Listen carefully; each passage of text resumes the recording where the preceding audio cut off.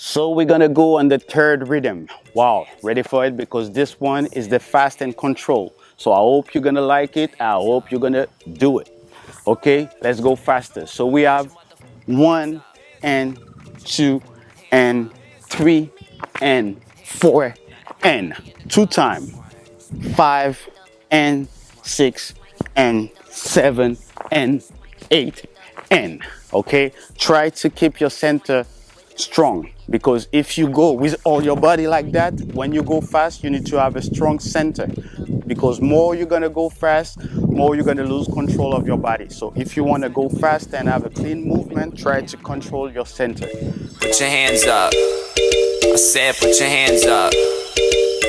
Put your hands up. I said put your hands up. Put your motherfucking hands up. Hands up. Put your motherfucking hands up. Hands up.